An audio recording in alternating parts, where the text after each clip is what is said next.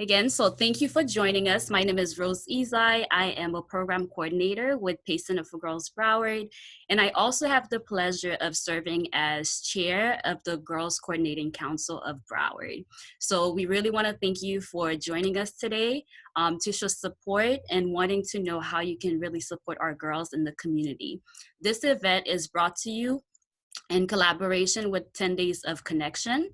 So again, thank you for joining us. So before we get started, I would just like to go over some housekeeping items with you.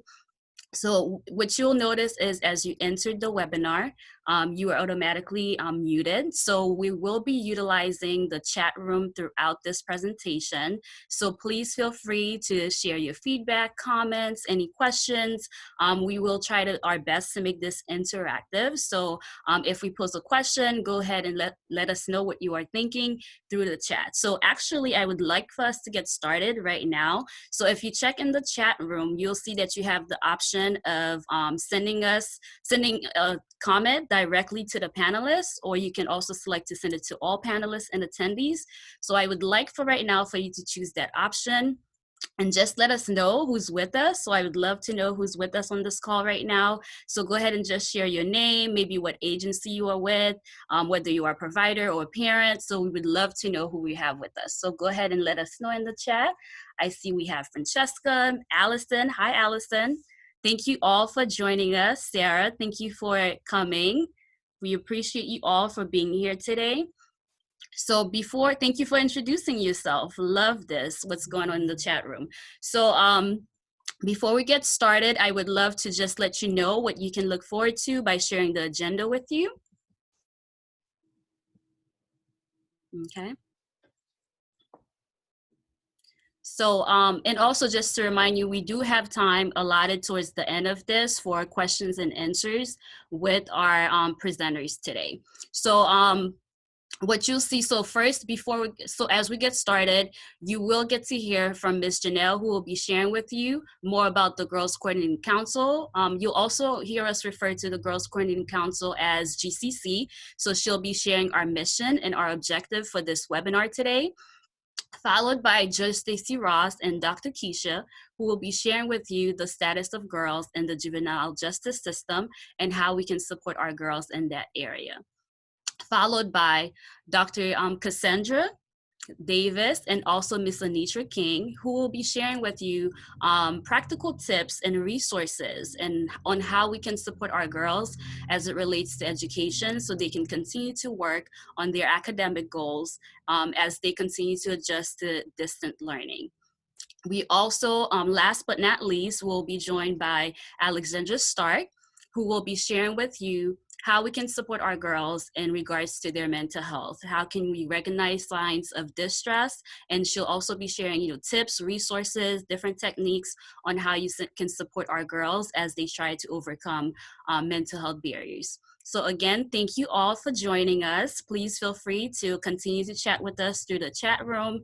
And now we'll go ahead with Ms. Janelle to get us started.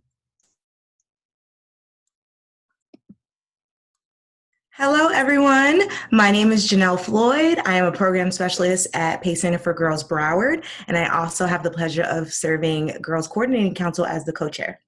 And so a little bit about Girls Coordinating Council. We are a collaborative effort of individuals and organizations here in Broward County. So as you all mentioned throughout the chat, we have educators, we have some in the health realm. We also have even the BSO, Community Justice Program. That's essentially what GCC is. It's providers and individuals all striving for that one center goal, which is to focus on reforming and strengthening the system of care for girls. We understand that it's a holistic approach. It's not just her involvement with the juvenile justice system, but it's also her education. It's also her health. And so the GCC, in 2017, we looked at the failure to appear, for an example. That was our initiative, 2017. And so we understood that girls were missing court, failure to appear. And we were just like, what is going on? But we also understand there's many barriers that our girls are facing, which can be transportation issues. It can be the lack of communication, So we pushed out failure to appear communication cards that allowed us in different languages to express if they were going to miss court, what could they do? The following steps to ensure that failure to appear wasn't the reason why they were being put into detention centers. And so we wanted to decrease those numbers because we understood that failure to appear is something that can be preventative. And so how can we ensure that our girls are being supported? Something that we're doing right now. So that's really, the GCC is just thinking of ideas of how to ensure our girls are receiving the top-notch optimum services, but that's in every realm. And so even this year, we understood that school arrests were a high number here in Broward, specifically girls getting arrested for assault or battery. From our understanding, we understand that when it comes to girls and all the emotions, a lot of times it can be misinterpreted. And that could be to the detriment of their safety or to the detriment of even their education, can be robbed because something was misinterpreted, their actions, a word. And so we wanted to combat those numbers as well. We understand here in Broward, unfortunately, Piper High School, Dillard, Coconut Creek High School have high numbers of school arrests, but specifically for young girls.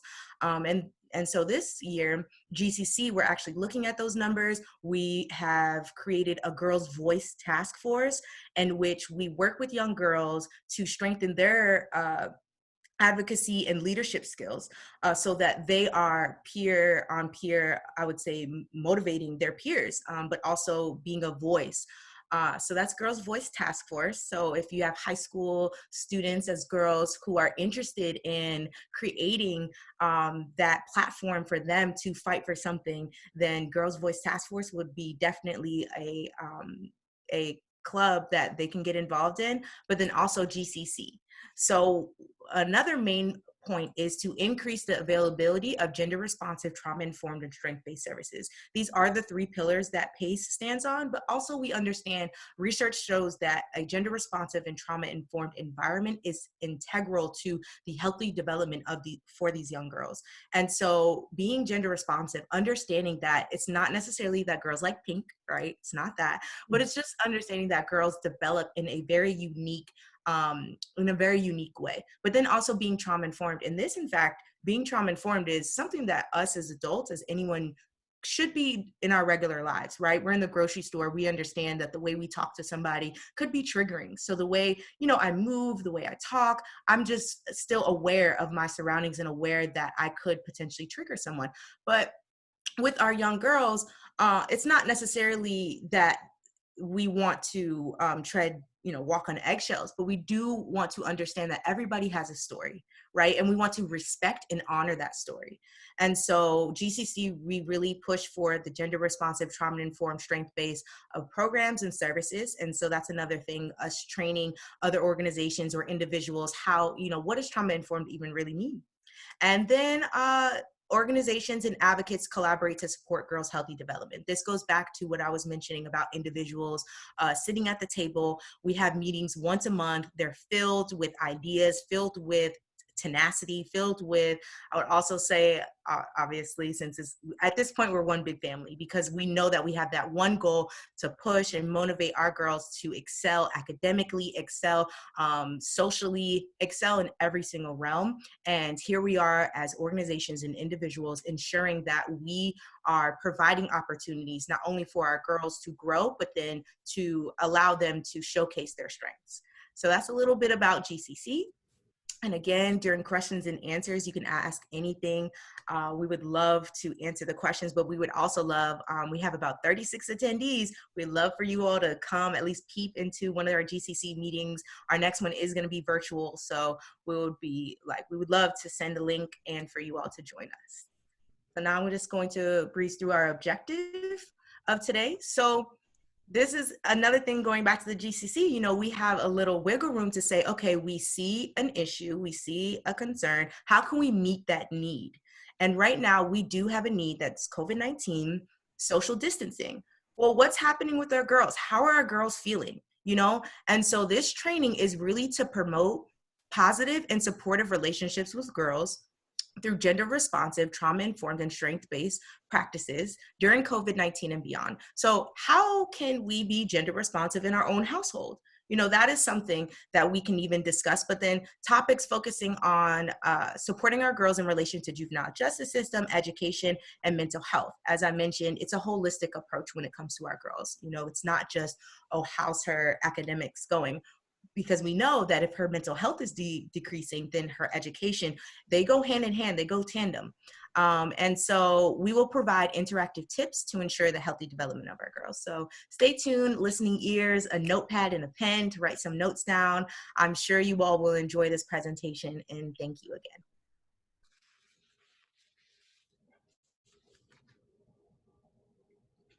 So good evening. Thank you so much for joining us. I am Judge Stacy Ross, and I have the honor of presiding over Girls Court in Broward County. Before I tell you a little bit about Girls Court, I wanted to explain the interactive portion of this segment. As you see on the screen, there's a statement and it says true or false. You as a viewer have the opportunity now to tell us what you think your response would be by utilizing that chat feature. So I'm going to go ahead and read the statement to you. True or false, since the COVID-19 quarantine, there have been more than 50 girls arrested in Broward County. So do you believe that to be true or false? Go ahead and type in your answers. And while you're doing so, I want to tell you a little bit about Girls Court. Girls Court is a specialized court program providing that gender responsive and strength-based services to girls in our juvenile justice system. The goal of Girls Court is to decrease the girls' deeper involvement in both the juvenile and the adult court systems, while addressing the trauma that typically leads them into court. Another specialty court that I do preside over as well is called Rise Court. And that Rise Court is tailored to address the unique needs of child victims who are victims of human sex trafficking. So typically we have Girls Court every other Monday. And when we have court, we have service providers, therapists, and case managers from PACE and other agencies coming into court with the girls, giving them that direct support while they are in the courtroom. So obviously during COVID-19, I don't know if you all know, but the courthouse has been closed. That doesn't mean Girls Court has been shut down. We are still up and running, and we are proceeding, having our hearings via Zoom. And also for the girls who don't have access to computers, we're using the telephone. The service providers are still able to participate. The service providers can still meet virtually with court, and they can also, it's my phone ringing, sorry. The service providers can also meet with the girls virtually and their families. So accommodations are being made to keep services at Girls Court and other service providers up and running. But what additional supports do girls need during this difficult time? Well, to answer that question, we decided to turn to the girls themselves. The GCC, through PACE, set up focus groups with teenage girls to ask them what they're experiencing and how they're feeling during this quarantine. So when the girls were asked if they believe that their peers are out getting arrested or getting in trouble, they predominantly said no. Their belief was that they didn't think so. They thought, for the most part, girls are staying home and therefore not getting arrested and not getting in trouble. So let's bring it back to that true-false question that I just is on the screen. Based on the girls' response and the response from the focus group, you would probably think that the girls' answer was false, that no, more than 50 girls haven't been arrested. So is that in fact the right answer? So let's turn to the next slide to find the answer out. Well, the answer is true. Yes, more than 50 girls were arrested through the months of March and April. Actually, if you see the screen, the total number of girls arrested in March and April comes down to 65. So before I break down and go through March and April on those specific arrests, I'm going to give you all an opportunity to look at our other true-false question on the left-hand side of your screen. It says most girls got arrested for assault and battery in Broward County during quarantine. So the question really is that the most prevalent arrest, assault and battery, during the months of March and April? So you have an opportunity to answer Well, I'm going to go ahead and break down the numbers for March and April. So if you're looking at March, you see that there was a total number of 45 girls arrested. Of that 45, 16 of them were released to their caregivers. 6 of them were placed on home detention, and 23 of them were actually detained. And when I say detained, I mean they were securely detained in the detention center for up to 21 days. So that number is about 20%. The number of detained children is makes up about 20% of those being detained overall. So the total number for boys in March were 153 arrests. So girls get arrested a lot less often than boys do. Boys make up most of the arrest. Now, I guess the girls were actually correct, because look at how drastically the numbers went down for April. So the numbers were cut more than in half in April, so more girls are staying home. And if you see in April, we have 20 girls got arrested total. A little over 100 boys were arrested. 7 of them were released to guardians or caregivers. 3 of them were placed on home detention. 1 went to shelter care, and then 9 of them were securely detained, making up about 16% of youth that were securely detained. So let's see, let's compare the charges or the types of arrests that were happening in March and April comparatively to what normally occurs. So we're going to turn to the next slide to get that answer about what girls were arrested for. So did most girls get arrested for assault and battery during quarantine? Well, the answer is false. While typically we do see arrests for assaults and batteries, specifically like fights in schools, we are not seeing those type of arrests obviously in April because school hasn't been in session. There were arrests in March for battery on school board employee, but obviously when school shut down, those arrests ceased. What we are seeing though in April, we're seeing the predominant amount of arrests were for a burglary of conveyance and grand theft auto. Now, let me just give you the definition of what it means to say a burglary of a conveyance. A burglary of a conveyance is in essence breaking into a car. And when you think breaking into a car, you're imagining smashing a window. It doesn't necessarily have to be a window smashed. It's literally pulling on an open door handle, going inside the car and taking whatever property is in there. Grand theft auto, a lot of times I hear people say, well, I didn't steal the car. Well, in order to be charged with grand theft auto, you don't actually have to be the one that steals the car. If you are in possession of a car and you know it's stolen, that constitutes a grand theft auto. So we do see in April these property crimes now, and those were the majority of the rest. They are followed by DV batteries, which stands for domestic violence batteries, and misdemeanor charges of resisting without violence. And actually, it's quite interesting that this data we're seeing with our girls here in Broward County is pretty consistent with what we are also experiencing nationally. And it makes sense if you see both the major crimes involve automobiles. Right now, our automobiles are being left unattended. They're parked in parking garages. They're parked in apartment lots, parked in people's driveways. We aren't using our cars. The owners are not using their cars. And therefore, they're easy prey for some sort of property crime.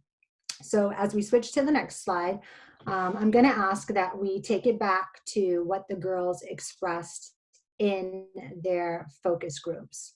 So in focus groups, one of the things the girls expressed was they conveyed feelings that they're bored, that they feel isolated, that they are feeling as though they themselves are on lockdown. Also that they don't feel like they are able to talk to their parents. Their parents are stressed out, obviously under a lot of stress from economic issues and everything else going on. So they feel kind of alone, stressed out, bored, and isolated. So it makes sense that when this happens, girls are going to turn to social media and their devices to compensate for this feeling of isolation. But this is what I want to warn parents about. And you see on the slide, 1 in 5 children who touch a digital device will be sexually solicited online. And, I come in contact a lot with parents. And if you don't think that this is happening to your child, let me share some statistics with you from the Department of Children's and Families. Here in Broward County, our county, I'm not talking about nationally, I'm not talking about in California, I'm talking about Broward County. In 2018, 217 reports of youth human trafficking victims were made.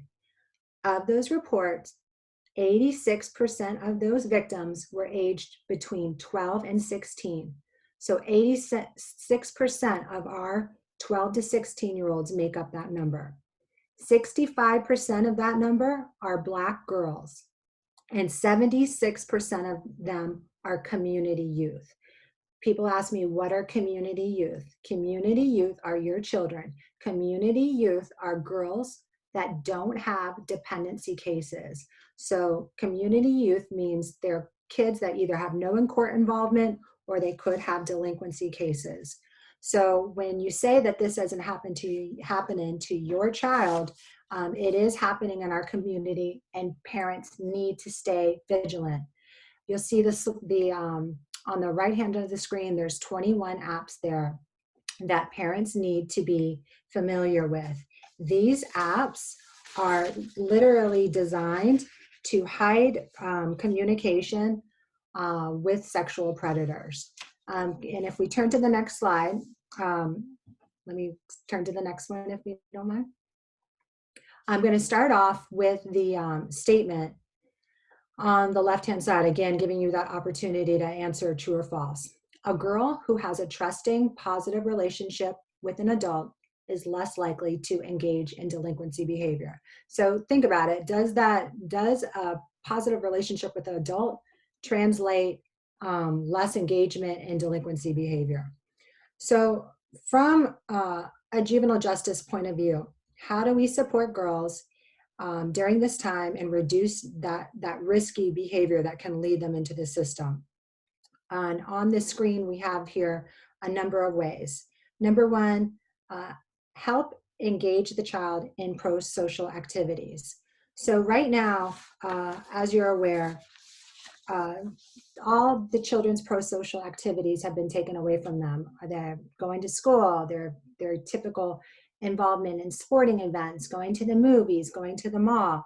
These things have all been taken away from our girls. So we need to fill in the gap. And some ideas for helping your child or your girl engage in pro-social activities are maybe bake with them, cook with them, have them set up a virtual party where they invite family members, have family game night, learn a new dance together. But as an adult, we need to find ways to engage our children. Number two, empower them.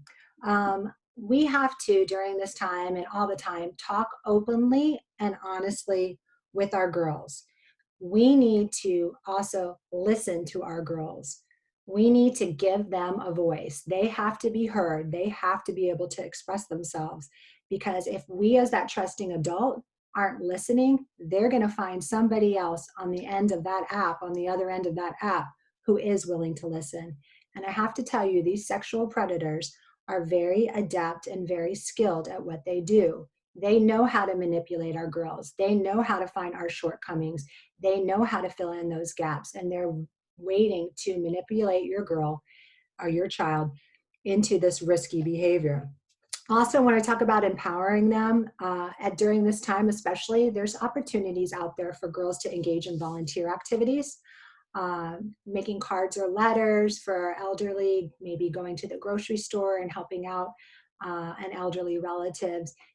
Let them feel empowered and that they're contributing to their community, because when they feel bonded and connected, they're less likely to be manipulated by dangerous behavior. Number three, let's provide our girls with some structure during this time. With everything so uncertain, they need to feel safe. Girls thrive when they have structure and they feel safe. So I'm going to advise you to set up a daily routine or a daily schedule, which includes school and then also includes some free time, including those pro-social activities. I'm going to leave the details on that to Ms. King, because you're going to hear from her with Broward Schools about some really excellent suggestions on how to keep that daily schedule. 4, I've already explained, we really need to monitor our children's virtual interactions and get to know those dangerous apps. That I know when we put that screen up, the apps are kind of small, you may not be able to read them, but the information will be provided for you later if you give your email to Ms. Janelle. And number 5, reach out to your service providers, your community service providers for help. Like you already heard from with PACE, they have a holistic, strength-based, gender-specific program specifically designed to meet the needs of girls. PACE counselors are there to help you, help your family, help your girls by building this strong collaborative and a safety net for our families. Nancy J. Cotterman is a service I use quite often to help rape victims and those sexually exploited and victims of human trafficking. Banyan Health provides great services for drug use and abuse and mental health issues. And Children's Services Council, their website is a plethora of information. They have everything on there regarding all kinds of pro-social engagements. They have a musical theater camp, summer camp right now, webinars on how to tour colleges virtually, a YMCA resource kit. They have free mindfulness apps. They have everything. So turning back to that question on the left-hand side of the screen, a girl who has a trusting, positive relationship with an adult is less likely to engage in delinquency behavior. And I'm going to just see, Miss Janelle, did we get overwhelming response, true or false on that? We got an overwhelming response of true. It is so true. Yes. Studies show that having a trusted adult in a girl's life significantly reduces maladaptive behaviors and their risk factors that lead them into the delinquency system. So I'm just going to ask you all during this time and in the future, please be that trusting adult for our girls. Thank you so much for this opportunity for me to address this topic. And I think I'm going to turn it over to Dr. Keisha Gray to discuss how important our diversion programs are with our youth. Thank you, Judge Ross. And I just want to say a big welcome to all those who joined us today. As mentioned before, my name is Dr. Keisha Gray, and I serve as the Strategy Manager for the Children's Services Council of Broward. We currently fund over $90 million of services aimed at creating a better community for our children and families in Broward County. We are a data-driven organization, and we believe that data and your lived experience should inform our funding decisions. Unfortunately, sometimes our young people don't make the best decisions for a variety of reasons, especially like Judge Roch mentioned, when they don't have a trusting adult present in their life. But when they do, we want to make sure that they have options to learn to make better decisions. And so what the data has shown us is that there has been a significant reduction in the number and rate of Broward youth being arrested over the last 4 years. That is definitely something for us as a community to celebrate. But unfortunately, what we've also noticed is that the arrest rates for our Black and Latino children have also are at significantly higher rates than their white counterparts since 2006. Though it has started to decrease slightly over the last few years, it is still higher than the actual state average, as well as the larger counties like Hillsborough County, Palm Beach County, and Miami-Dade. So what the Children's Services Council did was that they funded a program called the New Day program. The New Day is a structured diversion and civil citation intervention for youth with eligible offenses. Youth can be referred to the program by the state's attorney's office, Broward County Justice Services, law enforcement, or the school board of Broward County. CSC funds almost all the diversion services in the county and has partnered with Broward County on racial equity training to address institutional racism, and has specifically been working on implementing strategies to change life outcomes for our Black and Latino youth. In the last fiscal year, CSC introduced a tiered diversion system to better align the services that the providers were providing with the needs of our youth. There are currently 9 providers of diversion programs in our community: the Broward Sheriff's Office, Camelot, Harmony, Henderson, Journa, Memorial, of course, Pace Center for Girls, Smith, and the Urban League of Broward County. Based on the current data that we've been able to gather from our providers, we know that we serve about 2,242 youth across all 9 programs, and 750 of those youth are girls. Next slide, please.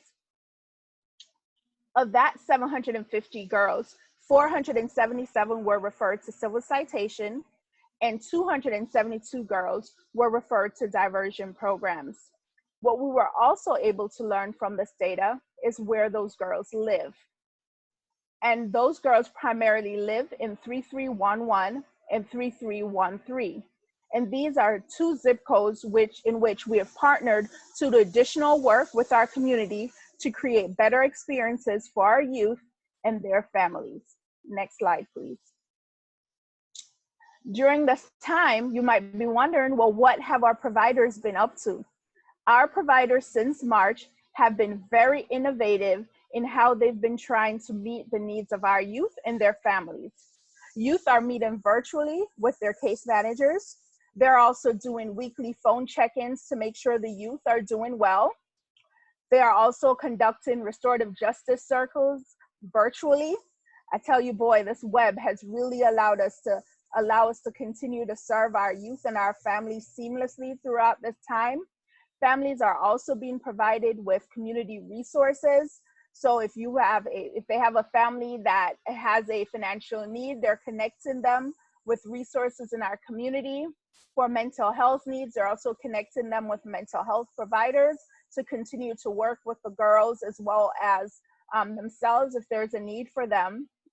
And our providers also have access to what's known as flex funds, which they're able to use to assist families who are in an immediate crisis. And so they can help with things like keeping the lights turned on, helping to buy food, or even helping to pay rent in some instances.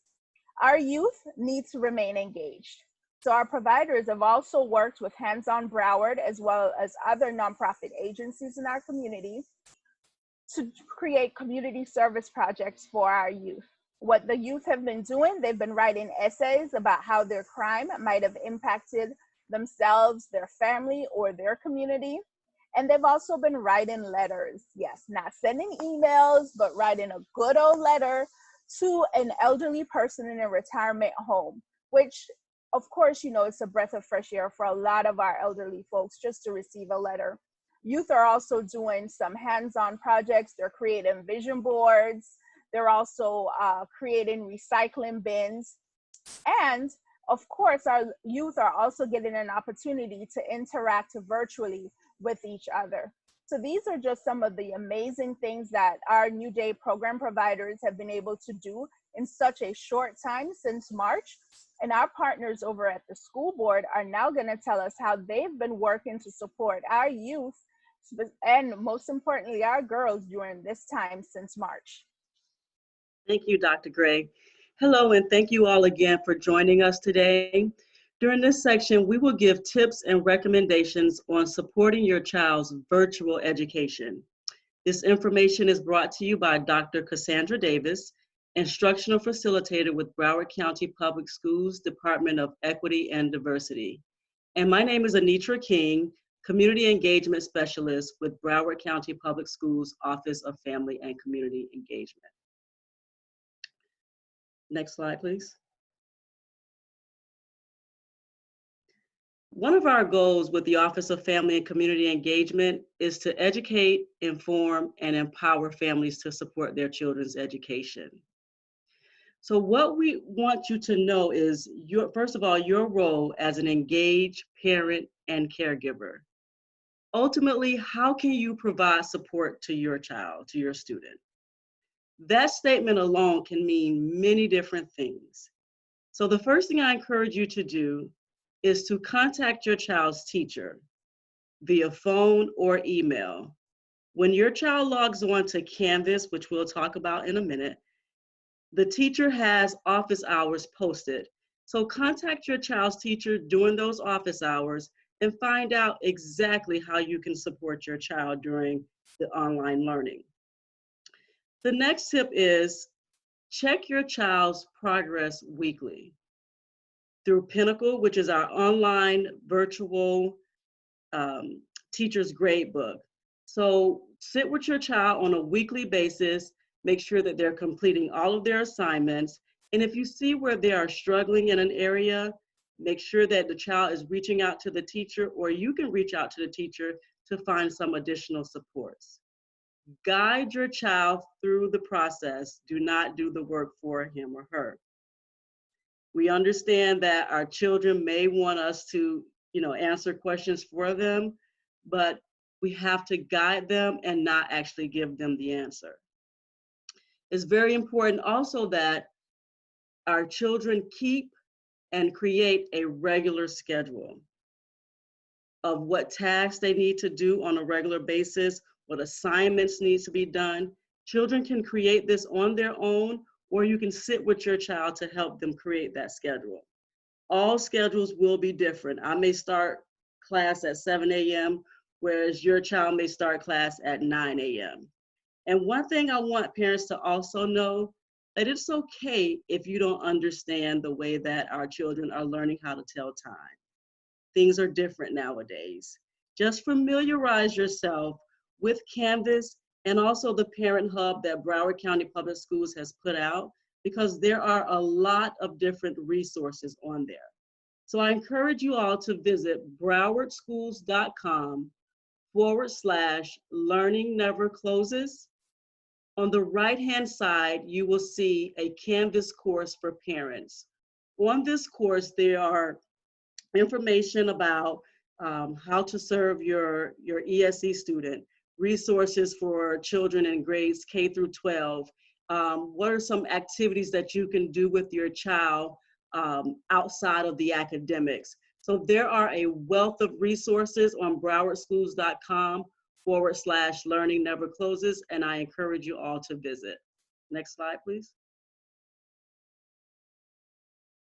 Now, we have to make sure that we have the appropriate equipment, a laptop, and software.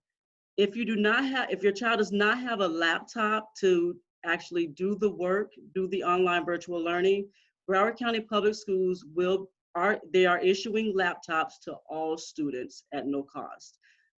Or if you already have a laptop, but you don't know how to use the learning management programs, we now have a technical support line for all families, students, and staff and providers to access Monday through Friday from 8 a.m. to 4 p.m.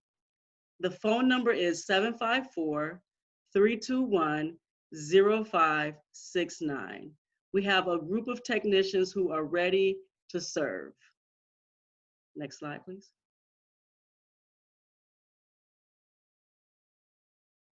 So we talked about that keeping and creating a regular schedule with your child, because we want to make sure that we're maintaining and providing structure for our children.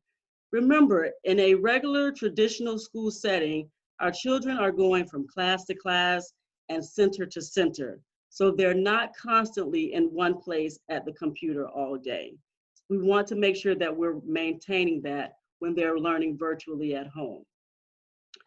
Everyone's schedule will be different. It really depends on the age group, the ability of the child, the grade level.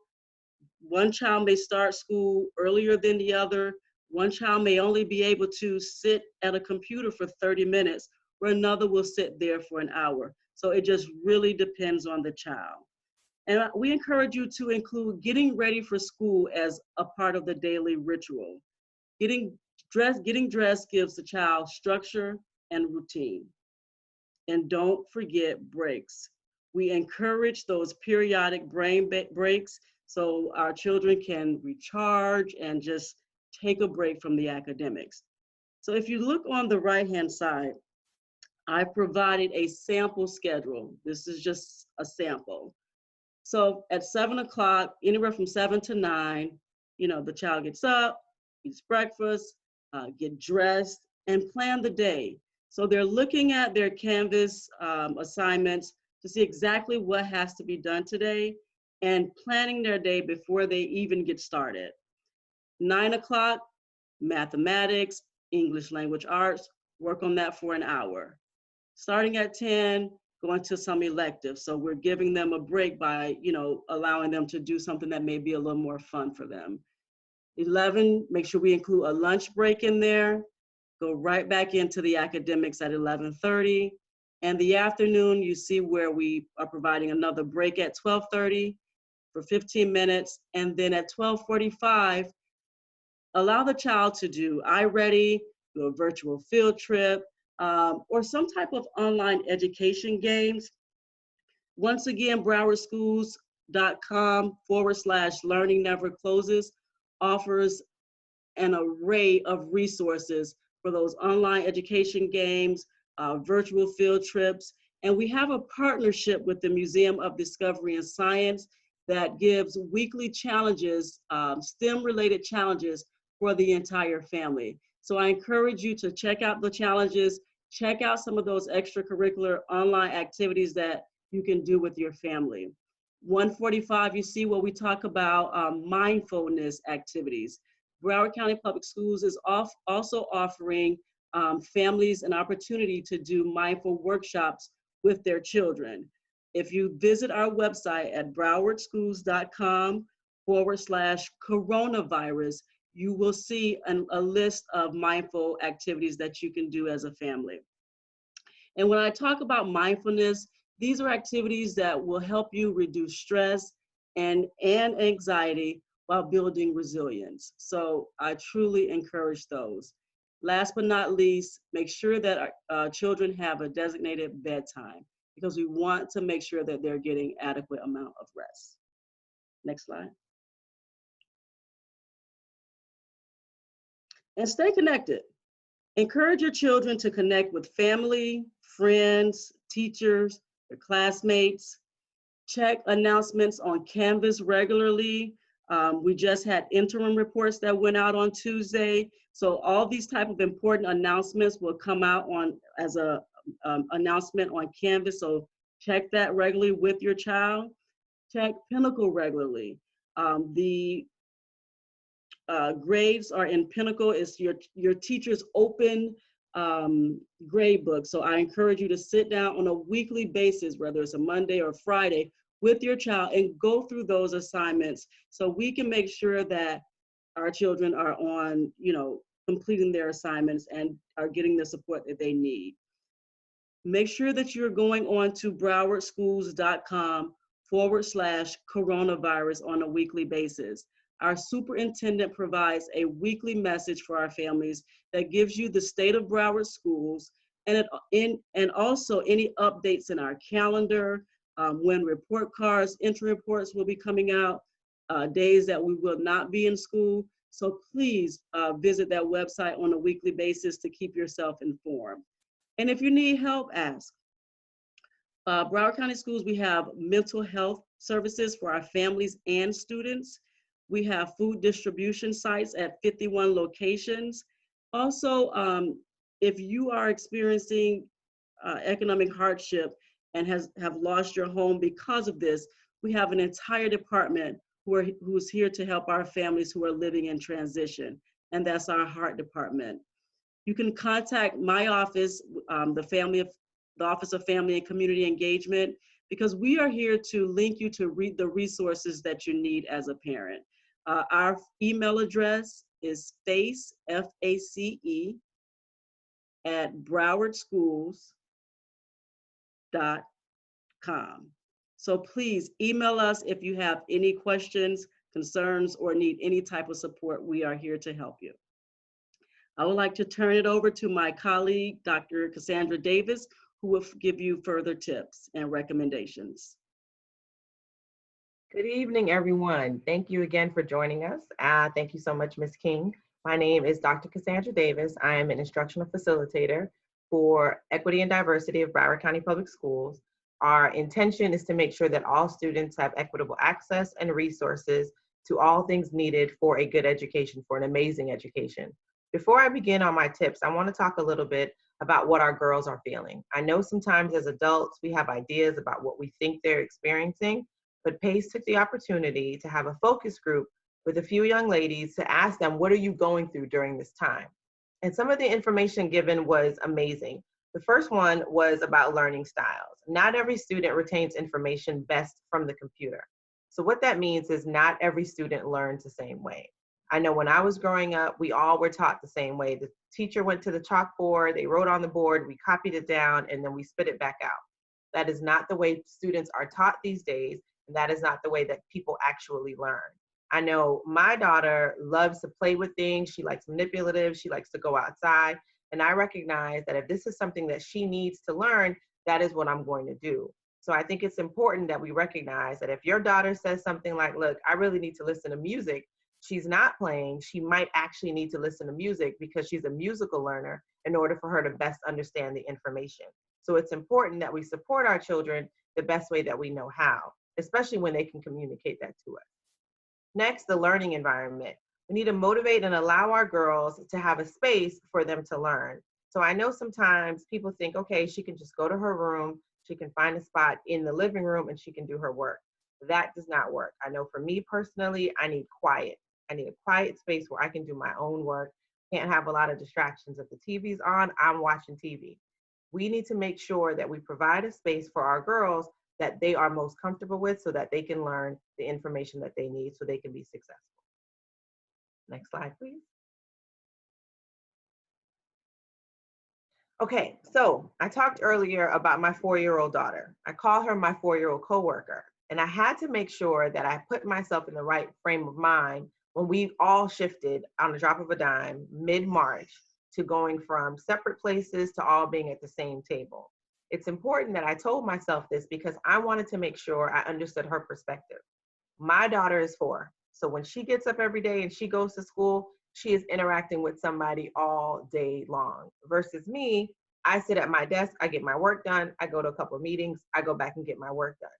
Once I realized that my child needs some kind of constant interaction, I was able to come up with a schedule that worked for both of us. Because before that, I was just like, I don't know why you're sitting on my lap while I'm doing this conference call, because I didn't know why she needed it. Once I thought about it, I was like, okay, I get it. She needs constant interaction.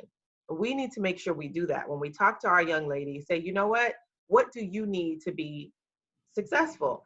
Do you normally have a time where you go to lunch and you talk with your friends?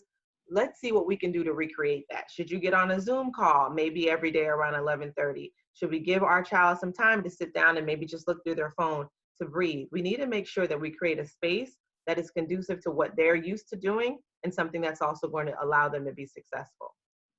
Provide an opportunity for your child to talk to either somebody that you trust or one-on-one with you. I know this pandemic has been hard. It has been troubling. Lives have been lost. The other aspect of it, though, is the collateral beauty. We have been giving a plethora of time with our children, time that I would have never gotten in any other situation to see my 4-year-old grow up. I want us to take the time to use that time to do something with our children. Take some time to talk to her about things that you wish somebody taught you about. You know how you're going around and you're like, what? Nobody told me about taxes. Nobody told me about accounting. Nobody told me that I had to pay this bill 30 days later. Have those conversations now while you have the time to do so. These might be things that your children have never even asked about because, of course, 100% of our girls don't know what they don't know.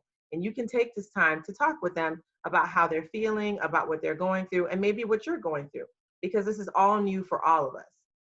Mentoring clubs, tutoring services. Now, most schools have specific mentoring clubs that are going on, but all schools should have some kind of mentoring services and possible one-on-one services, as well as tutoring services. I suggest that you call your school specifically and say, hey, I heard about some mentoring services, tutoring services. What is available to support your child? Because your child might want to speak to somebody.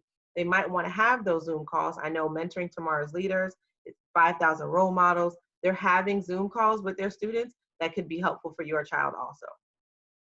Lastly, find productive ways to use your time. I know we talked about a schedule and waking up between possibly 7 and 9 a.m. and having strict bedtimes, and that is absolutely perfect. I know that that works for me, but there are other times that doesn't necessarily work for me. And I know what always works for me is setting 3 daily goals, and I will just write them down, number 1, 2, and 3 for myself, as well as for my daughter, as well as for my husband. And I'll say, these are the 3 things that we're going to get done today.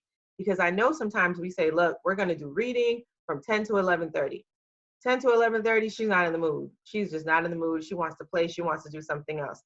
Instead of force it, I say, okay, no problem. We will do it later. We'll make sure that we get it done. And sometimes we might revisit that around 6 p.m. Because sometimes when you have the time, you don't have the energy. And sometimes when you have the energy, you don't have the time. So during this time, we need to be a lot more flexible with ourselves. We need to make sure that we do what we can do when we can do it. Another project that we can do is When I Grow Up project. I know before Judge Stacey Ross talked about having a dance challenge. So maybe somebody from the 90s, those dances versus whatever the children are currently doing. We can do something that's playful, something that's fun. I know a documentary just came out. Michelle Obama's Becoming documentary just came out. And that, of course, is girl-centered, women-centered. Maybe you can do a little club with her where you watch it on a Monday and you all talk about what you feel about it on Tuesday and Wednesday. You can do so many different things with your child at this time. You just have to be creative. Lastly, I want to make sure we remember that we are all doing our absolute best. Even when your child wakes up with seemingly an attitude, like I know my daughter woke up today and said, are the germs still here? And I know that means on that day, I'm not going to push. I'm not going to ask her to read for 45, 50 minutes. I'm not going to do that because I know she already woke up needing to be encouraged. Whereas other days she wakes up and says, hey, what science experiment are we going to do today? So I think we need to make sure that we recognize that our children are going through this also, just like we are struggling and we are stressed at times, so are our children. Please make sure that you acknowledge how she's feeling and that we don't just rush over it in the vein of we got to get this done. Because what's most important, if the pandemic has taught us, is the health of each other and our relationships. I thank you for taking this time. I hope that this information was helpful. I'm going to go ahead and pass it on to Ms. Starks of PACE. Thank you.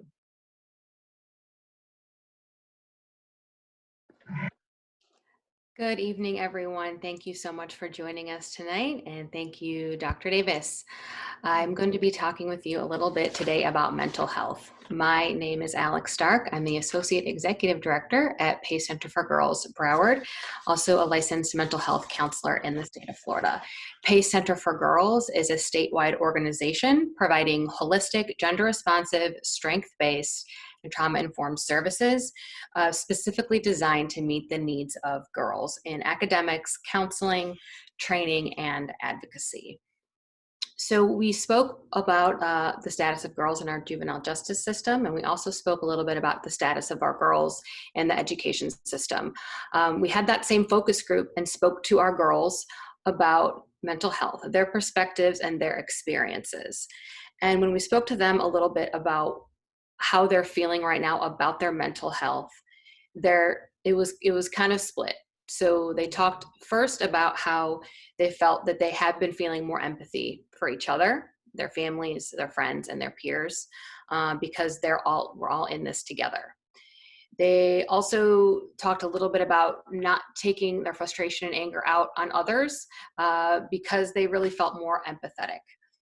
At the same time, a lot of the girls spoke about how they're feeling very bored, impatient, caged in, stressed out, anxious, and how they're using the number one outlet that the girls mentioned that they're using is social media.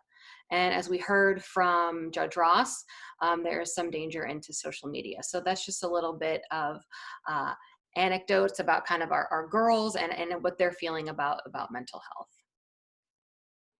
So let's talk a little bit about what is mental health. And I think this is the perfect time to be doing this talk because May is Mental Health Awareness Month. So we really use this whole entire month to highlight and fight the stigma of mental health, to provide support in our communities, to educate the public, and to advocate for policies that could help in the fight against mental health.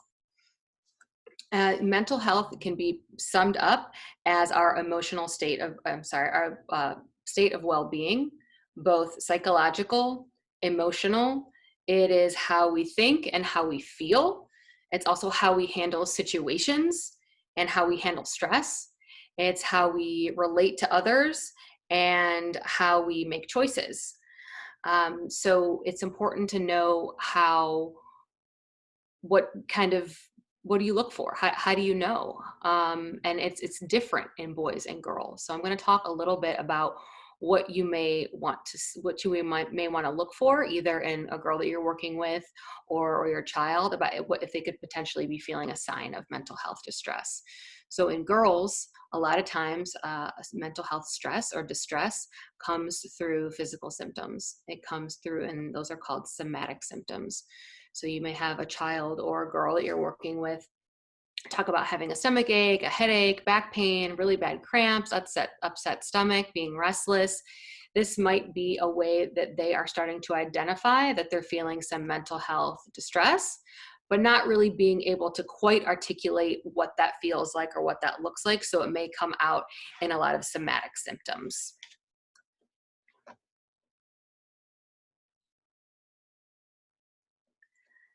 I have some general data about mental health, and then I'm going to kind of dive a little bit deeper into just some specifics about girls. And this data is from the CDC. And we know that mental disorders in children in the United States is very, very common. So we have a diagnosis of 9.4% of children ages 2 to 17 have received an ADHD diagnosis. That is a huge number. We also have 7.5% of children experiencing another behavior-related diagnosis. So we're really recognizing that the diagnoses that we're seeing in our youth are increasing very much over time.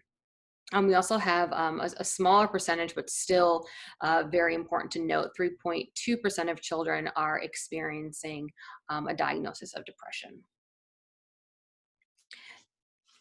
And when we're talking kind of specifically about girls, that looks a little different. So we're looking at 50% of all lifetime cases of mental illness begin between the ages of 14 and 24. So what we know about that is when girls are going through that kind of adolescent, that middle school age, they have a really high propensity of starting to experience some of that mental health distress. So it's super important that as caregivers or providers that we're really well trained in understanding the signs to look for, even if it doesn't quite present itself as a mental health concern. The average delay between the onset of experiencing symptoms and the onset of actually getting care is 10 years.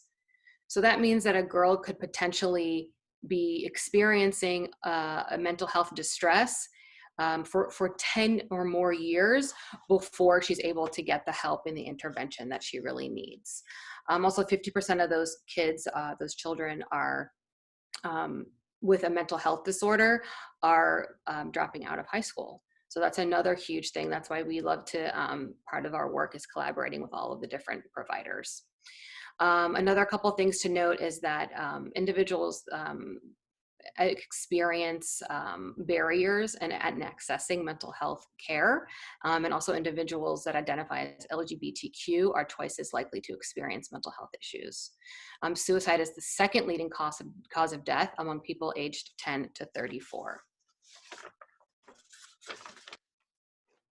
And we also recognize that 50% of girls who come to PACE Center for Girls have indicated that they had a mental health disorder. So if you do know of a girl that would benefit from PACE services, we are certainly here to support her.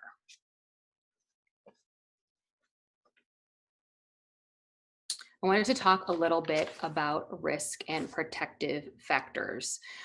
So we may have heard this term a lot in the community, or maybe we use it all the time, or we're not quite sure what it means. But what a risk factor is, it's a characteristic at the biological, psychological, family, community, or cultural level that is associated with a higher likelihood of a negative outcome. And then we're also going to look at our protective factors. And a protective factor is a characteristic that's associated with a lower likelihood of a negative outcome that may reduce a risk factor's impact. So for example, some risk factors that a girl may experience would be mental health condition, a relationship problem, bullying, access to harmful means, a physical disability or illness. And a protective factor that she may experience or that she may have is a great close group of friends, school safety. She may be, have a really great connection with her parent or her friend.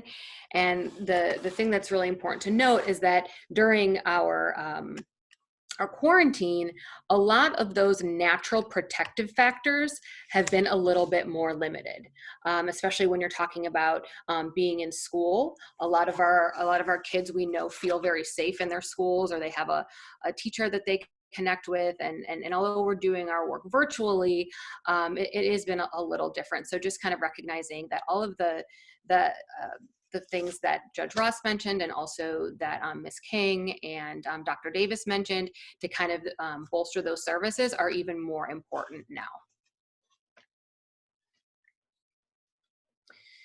So what can we do as a parent to support our girls during their mental health journey?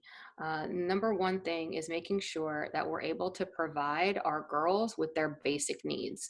And that means to help ensure that they have food, shelter, water, clothing on their backs, making sure that they have those basic things so that when we look into doing something a little bit more in depth, they are ready to go. We know that mental health is very much connected to basic needs, and that's going to be kind of our first order of business. If a girl she's hungry, she's probably not going to be able to work on her therapeutic goals or be able to, express her mental health needs.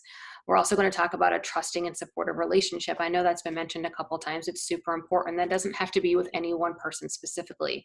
So we'd love for it to be everyone's parents, but that might not be the reality for our girls. So somebody who they trust, whether it be a teacher, a counselor, a judge, someone in their life who they know that they can trust and that will support them, and that they can kind of be in collaboration with for many decisions. Also, access to mental health and behavioral services. So if you're at a place with your child or with someone who you're working with in the community, and you know that they need mental health or behavioral health services, we're very lucky in Broward that our community is super robust, and we have an amazing network of providers in our community, and we do openly talk about mental health and behavioral health. I know that that's not the same everywhere, and I think we've done a really nice job in Broward to kind of open the floodgates and really make sure that we have access for all different types of populations, regardless of income status or kind of where they live or what their needs are. We're definitely going to be able to help them. And what can we do if we're providers? So I know some of us on the call are providers, and what can we do in that case to really support our girls through their mental health journey? So the Girls Coordinating Council always promotes services in our community to be gender responsive, strength-based, and trauma-informed. So trauma-informed means it's an approach, it's a service approach, and it's based on the knowledge that the impact of trauma, and it's aimed at ensuring that environments and services are welcoming and engaging for the people who are receiving the services, and also the team of people who are providing those services. We're looking at services that are strength-based. So that is a behavioral health practice and a theory that emphasizes people's self-determination and their strengths. And it's a way of viewing our girls as resourceful and resilient, even in the face of adversity. We're also going to promote that gender responsiveness, and that means creating an environment through site selection and staff selection, program development, and content that really reflects and understands the lives of girls and young women and responds both to their strengths and also to their challenges.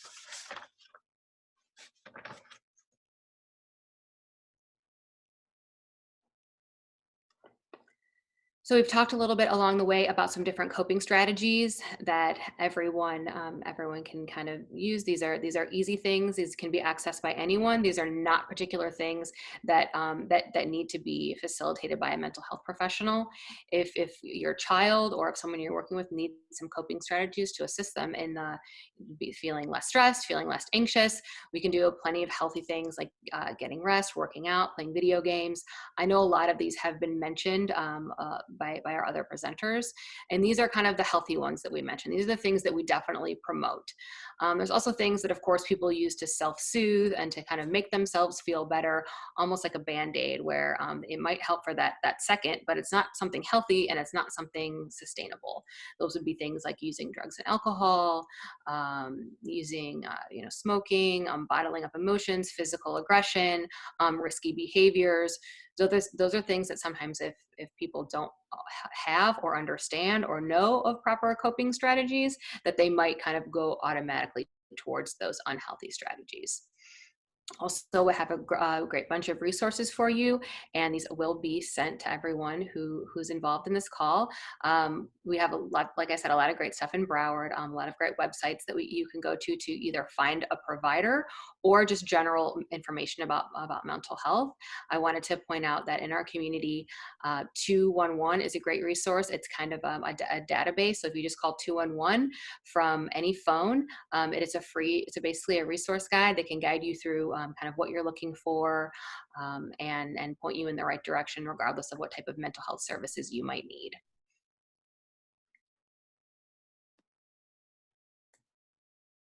Awesome. Thank you. Thank you to all of our presenters, and thank you all for joining us today. So we do, like I mentioned towards the beginning, we do have the rest of this time allotted for questions and answers with our presenters today, who did a wonderful job just sharing, practical tips on how you can really support our girls in those different areas, whether it's education, mental health, decreasing their involvement and delinquency behaviors, just really sharing great tips with us today that I am hoping that we can all put into practice, whether it's you as a parent supporting your girl, or just helping other parents support their girls, and also as maybe a mental health provider, just anyone who's in contact with our girls, just finding different ways to really utilize those tips.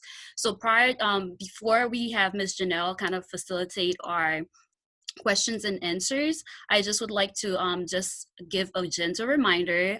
You hear a lot of our presenters speak of being able to access all these resources that are available in our community. In order for us to have those resources, we have to ensure that all of us are accounted for. So I'm sure a lot of us might have been avoided that, the census, letters we've been getting at home or emails or those conversations, but just a gentle reminder to please go ahead and complete the census to ensure that all of us are accounted for, so that we can have all of the resources we need in our community. So now I will pass it on to Ms. Janelle.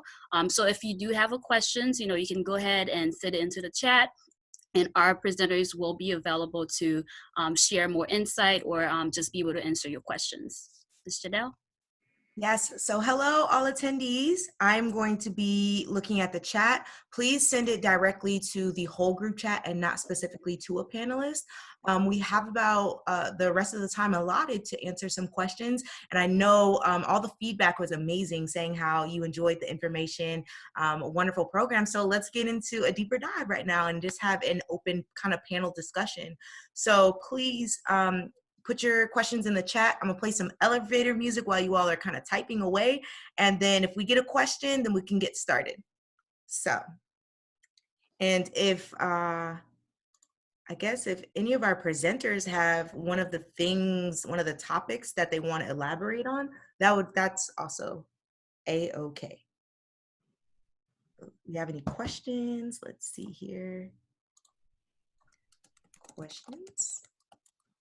And we will wait for you all to ask away. Let's see.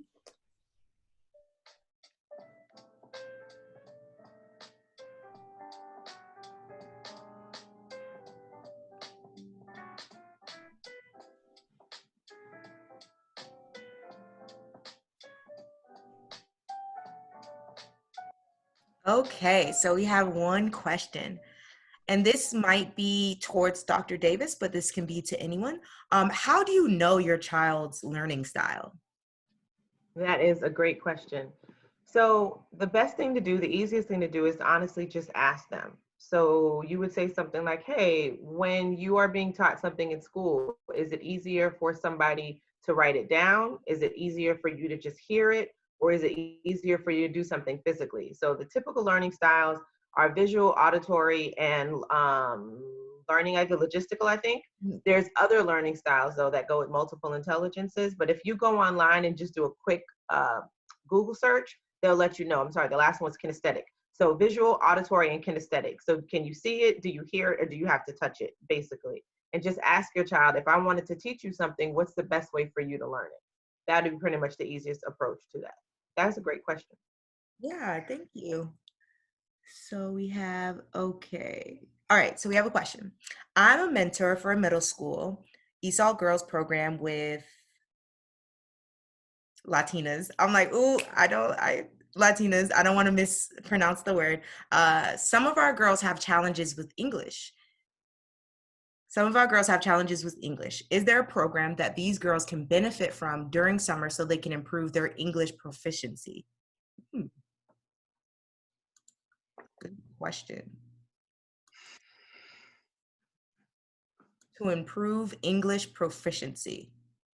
So Marissa, I can't think of any off the top of my head right now, but what we can do is if you put your email address in the chat, I can reach out to our providers and see if we can find a provider who has that kind of program that your girls might be able to register with for the summer. I think everybody's still trying to figure out how we're going to offer services in the summer, because we know we have youth who are ready to learn this summer and ready to be engaged with somebody other than their parents or adult that they're at home with. So I'll definitely get that back out to you. And also, this is Anitra from Broward Schools. I would like to encourage you to visit our Learning Never Closes website and contact our ESOL department to see what type of resources they may have as well for the students. So that's browardschools.com/learning never closes. And you will see a tab in the middle of the page that has ESOL resources. Contact that office. They may have some additional information for you. Thank you. Mm-hmm. So we have an additional question, and we do have some panelists who have therapeutic backgrounds or just providing that type of service. And so feel free to answer this one, but I'm challenged with motivating one of my mentees to reach out to me for our weekly chat. I've spoken to her mother, but they are both overwhelmed by the entire process. She has made so much progress, and it pains me to see how reclusive she has become. So maybe I think the attendee is kind of getting at how can we re-engage, or if that barrier speaking with the student child, how can we, I guess, suppress that barrier? I can speak to that a little bit. So that's a great question. So a couple things might be able to assist. So I think maybe sometimes just doing a check-in. So maybe just offering a chat or a quick check-in, not so much focused on the goal progression, but just as like a, hey, how are you? How's it going? And maybe just for a couple times, don't really check in on the formal goal, but more of an informal check-in. Also potentially, if you're able to, offering some kind of incentive, a reward, some kind of fun activity, maybe even planning something exciting for your mentee after our COVID situation is complete, or maybe ask them, pose the question to them. I've noticed we haven't been able to speak for a couple weeks. Is there something I could do differently, or to help, get you motivated to kind of check in with me a little bit more often? That's amazing. Thank you, Ms. Stark. That was really good.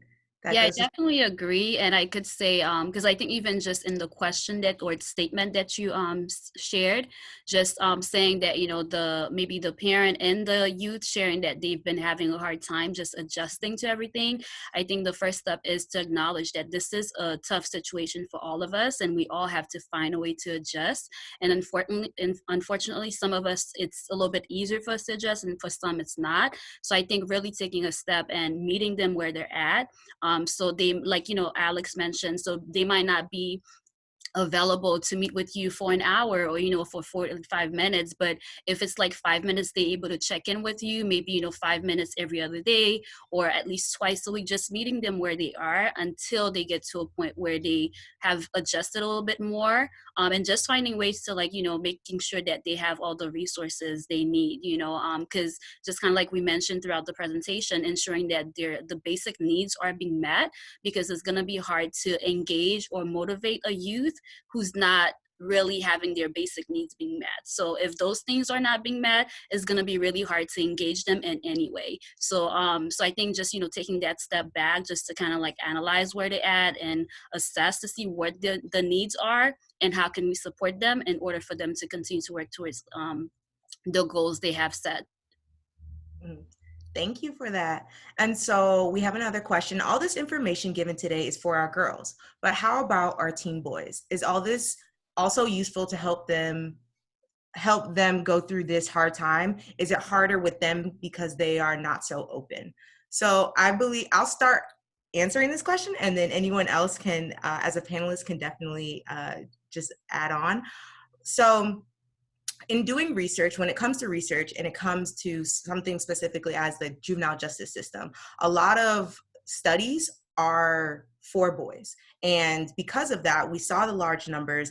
There is a disparity, but there's a lot of programs, a lot of not only programs, but educational factors, platforms for boys to excel, because we saw such large numbers. And when you see a large number, it is alarming, right? But in the same breath, because our girls sometimes, like, for example, so happen that we have these juvenile assessment center data numbers up right now, you see it's like, below 50 at below 50. And so that might not be so alarming, but that is because that's still a human being. There might be just 9, but that's 9 full growing girls. And so we see that society has this unfortunate pattern to sometimes look over young girls and their needs, just because our numbers are a bit smaller. And so it's not necessarily that a boy or a girl is going through this COVID-19 quarantine time any harder than the other gender. It's more so that we understand that gender responsiveness, that it's just unique.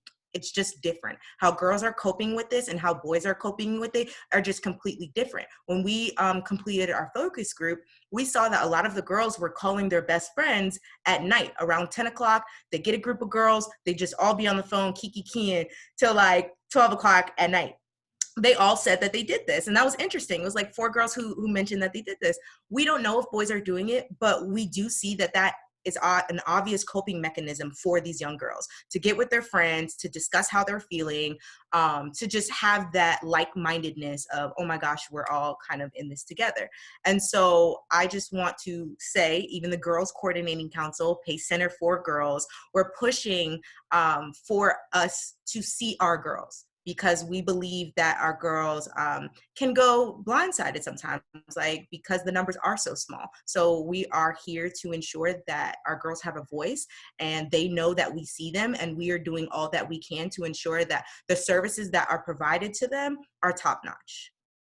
So, and just to kind of wrap that up really quick, Janelle, although the information today was catered to supporting girls, a lot of the more general information that was presented in the Broward schools info and also in the mental health info can absolutely be used with boys as well. And all the resources that were provided, other than all the mental health, the mental health resources, 211, everything that Broward School mentioned would also be applicable for boys. yes. So I'd like to take a stab as a mother of boys. So I'm the mother of 2 boys, and they are very, very different from girls. My neighbor actually has 2 girls, and both our kids are in the same age group. And so I definitely can attest to them not being as open and, wanting to appear like they're handling it all and they got it covered. So I think one of the things I learned from a colleague a few years ago is, like, instead of asking my son, like, how was his day, I'll ask, did anything go great today? Or was anything challenging today? And so just changing how I ask that question oftentimes gives me a different response from him. Because if you ask, hey, how was your day? Good. How was school? Good. But never really telling you, oh, I had a bad day and this is why I had a bad day. So definitely just making sure you change up the question if you're not getting it. How was school on Canvas today? And you just get good. Well, did you learn anything new today? Like yesterday, I asked him, I said, so how is the math going? Are you understanding the math? And so those kinds of different questions have really helped me to understand more of how he's dealing with things. So from a mother's perspective, I'm not a counselor or anything, but just trying to mother two little Black boys in this world. That's real. Thank you. Thank you for sharing that.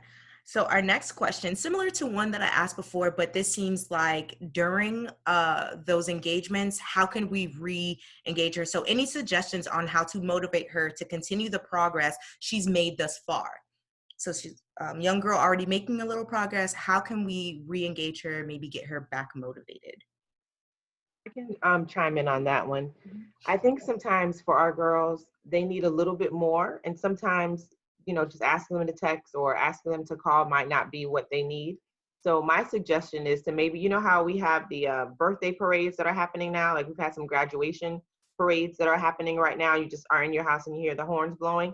Something like, you don't have to blow the horn, but maybe like send a text like, hey, I'm going to drive by to check on you. I literally just want to see your cute face. I want to make sure you're okay. And I'm going to keep going. And maybe that way she can start to become re-engaged and realize, like, okay, if I don't answer this woman, she's going to find me. So I need to let her know that I'm okay. And you can keep that communication going that way. I think that might be helpful.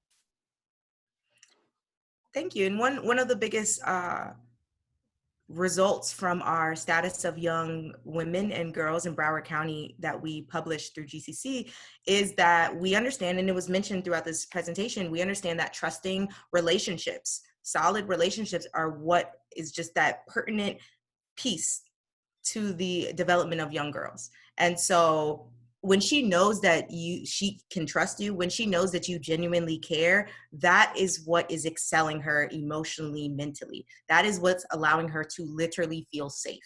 Maybe not physically safe, but emotionally and mentally safe. Someone cares. If I express how I'm feeling today, someone is actually listening.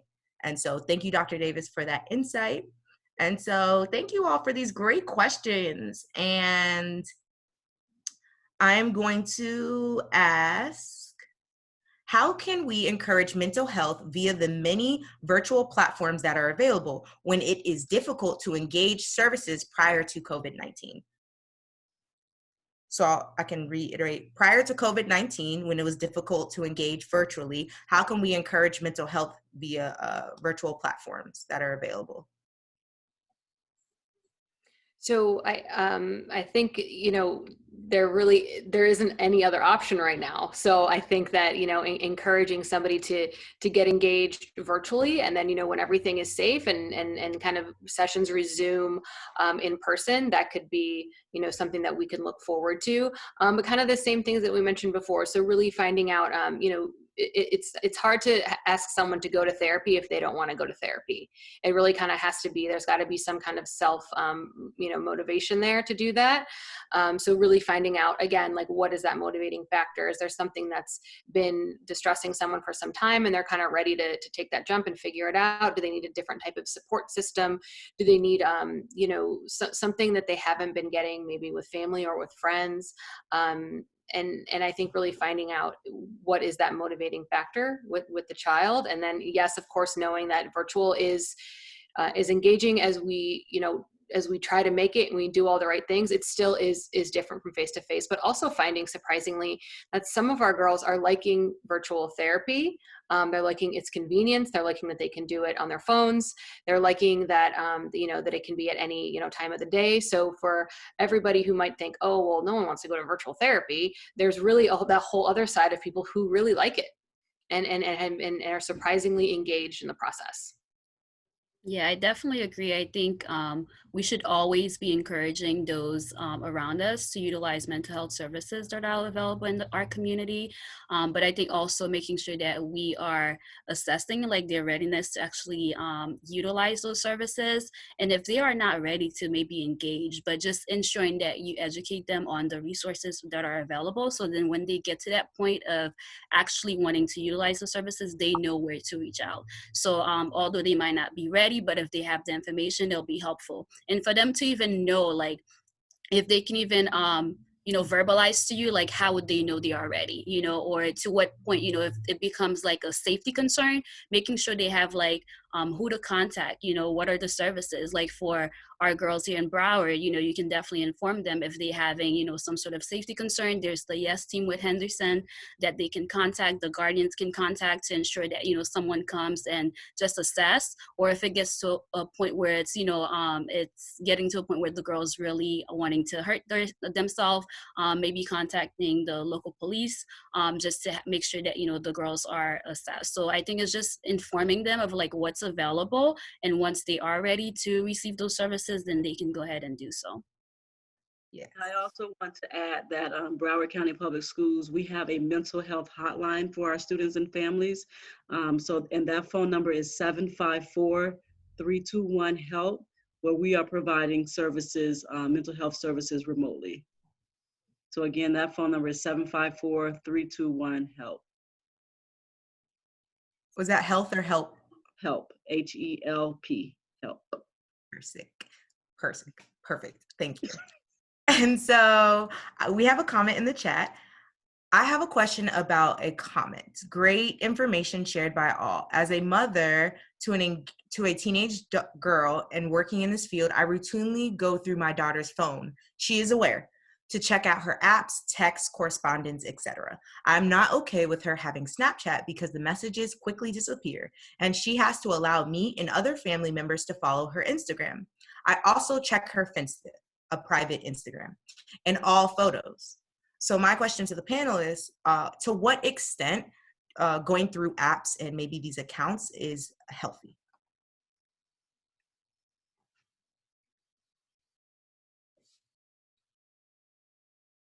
So how much do you recommend a parent checking? I will also ask. How much would you recommend a parent checking? I am not a parent, but I have a little sister who I act like I am her parent. But I think just even in talking about with girls, one of the main things, theme that you'll hear is how important it is for our girls to have trusting relationships. So I think it's important to ensure that, because when you are able to first build that relationship, because that's going to be the platform to where your girls are able to openly share information with you, where maybe you might not even have to go and check, because there's that foundation of trust there, where they feel safe maybe to be able to share some of those things. So if they are online, someone messaged them, they already know, like, I need to let mom know that this person I don't know sent me something that's inappropriate and whatnot. So I think it's really important to, again, I'm not a parent, so of course it might be different. And of course I want our panelists who maybe are parents, to share their insight. But I think for me, it's definitely important to build that relationship, for them to feel safe and secure to be able to share some of those things that are going on. Because again, and just from my experience working with girls, and even for myself, thinking back when I was younger, if I want to hide something from you, I will find a way, and I think especially in this day and age where we have been getting used to doing a lot of things virtually and be maybe a little bit more tech savvy, but our kids really know how to use those phones, those different apps, probably a lot better than we do. So I think, even if we do try to find information or just check their phones, if there's a way for them to, ensure that you're not seeing what they don't want you to see, they probably will. So I think it's going back to having that trusting relationship as best as you can to provide that space where they will feel like they can open up to you and share things and not having to hide anything. I just wanted to chime in. I don't believe that our girls have ill intentions. I do not believe that any girl wakes up thinking about what bad thing she's going to do. A lot of times I believe the deceit, the lying comes from maybe shame for feeling something. Because I know when I was younger, if I even mentioned that I like a boy, it was like, what? Who? Why?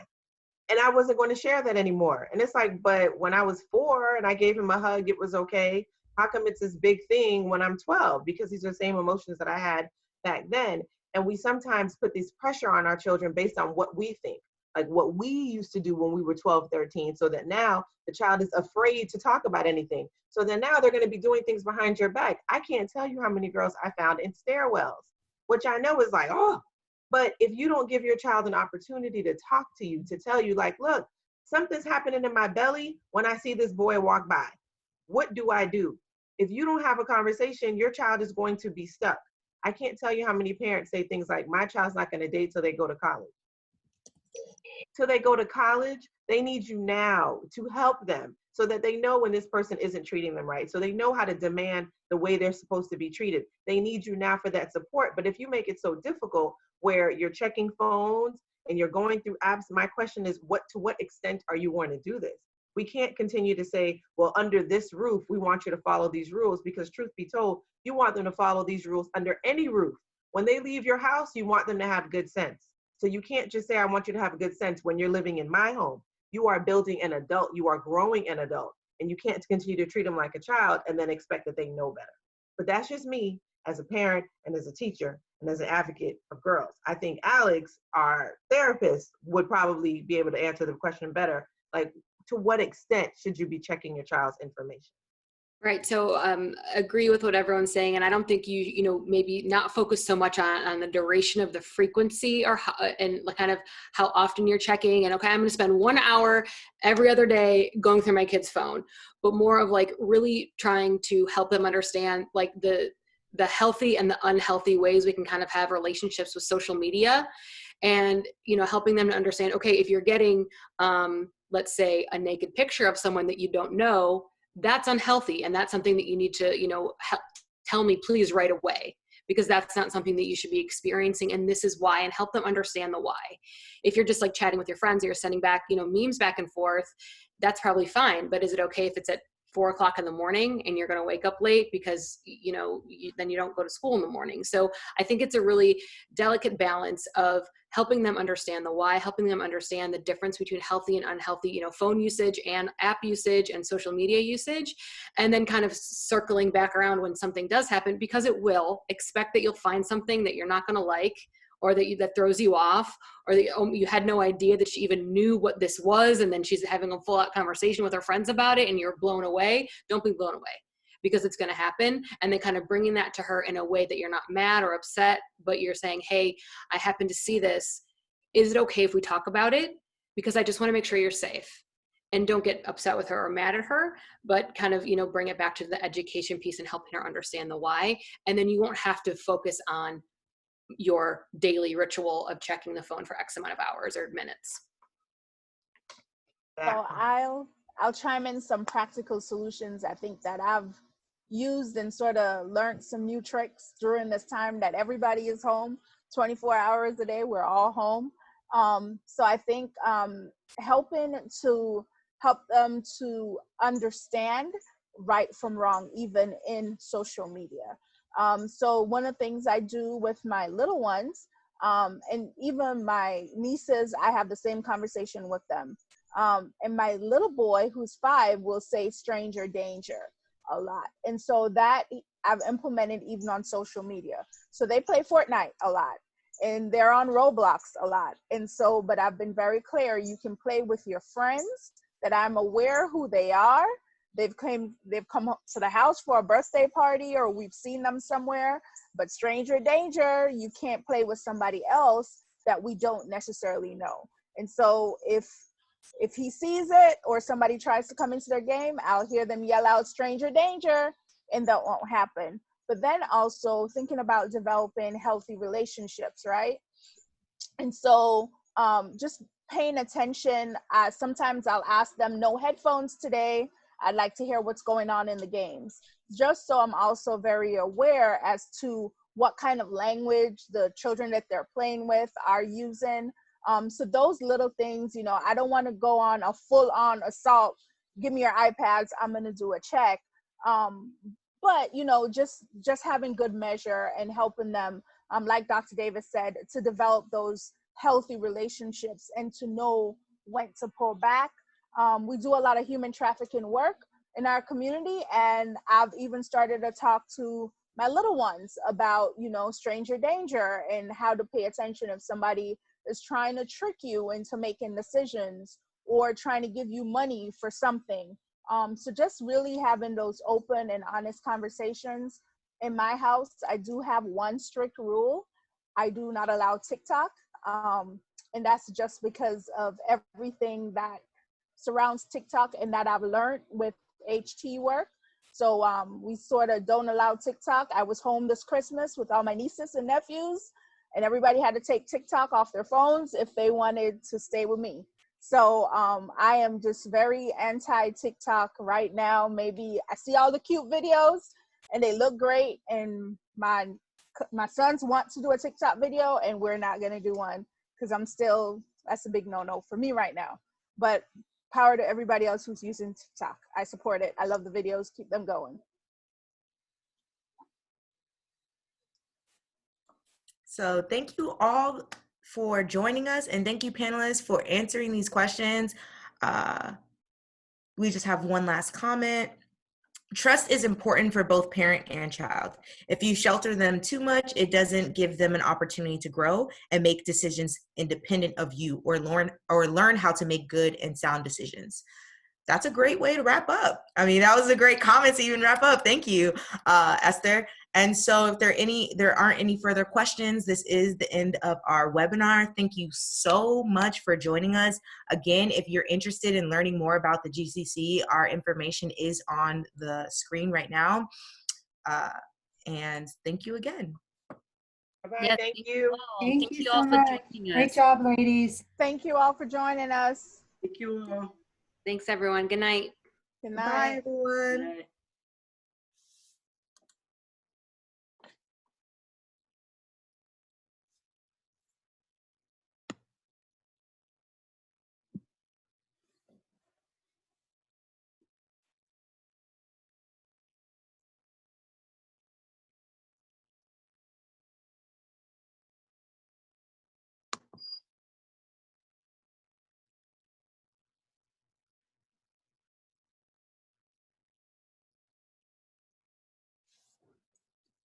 Rose, I'm going to call you through Teams.